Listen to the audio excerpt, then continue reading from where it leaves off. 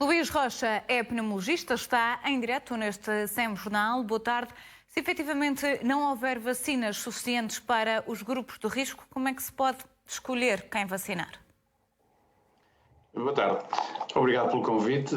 Como foi dito pelo Sr. Bastonário, ou seja, a primeira fase e a vacinação de alguns grupos de risco, eu dou exemplo da pneumologia, por exemplo, na doença pulmonar obstrutiva crónica, só nesta patologia temos cerca de 800 mil doentes. Ou seja, é insuficiente logo à partida. Se calhar precisamos aqui de definir, dentro de determinadas patologias, melhor definição, como por exemplo a patologia cardíaca. Quem são os doentes com patologia cardíaca que beneficiam destas vacinas, assim como na área respiratória, ou seja, e mesmo dentro da EDP-OC podemos definir critérios. E como disse o Sr. Bastonário, ou seja, é uma situação que pode ser definida... Esses, doutor? Pode ser definida por colégio de especialidade, a Ordem dos Médicos tem esse papel, ou seja, consegue defini-lo, ou seja, dentro destas patologias definir quem são os grupos prioritários, isso seria fundamental. Mas quando falamos nisso, ou seja, pessoas com um estado de saúde mais grave, que façam outras com a mesma doença, é isso de que estamos a falar, por exemplo?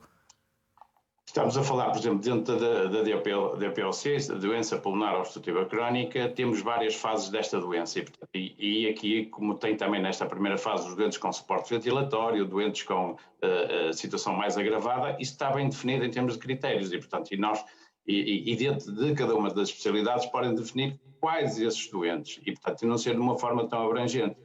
Claro que este plano que foi feito é um bom plano, no entanto, quando começamos a esmiuçar e a ler, existem algumas lacunas, por exemplo, foi definido aqui com muitos critérios relativamente a 20 mil doentes que foram feitos até 28 de abril, ou seja, neste contexto de pandemia, definiram 28 mil doentes para este estudo, assistimos ultimamente a um conjunto muito maior de doentes e, portanto, o estudo não foi alargado para definir aqui um pouco desses critérios, mas é possível ter um plano de que propriamente não termos nenhum plano, ou seja, e aqui, claro que nesta primeira fase, e para estes grupos, será insuficiente o número de vacinas que vem.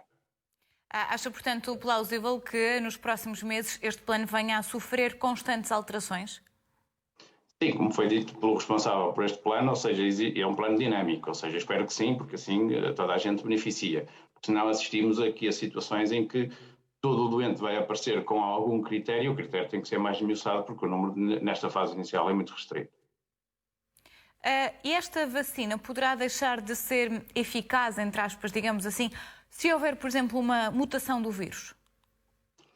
As vacinas, ou seja, estas novas vacinas e as primeiras que chegarão têm ou seja, tiveram aqui um conjunto de tempo alargado para a sua evolução e numa fase final, ou seja, com uma adaptação para este vírus.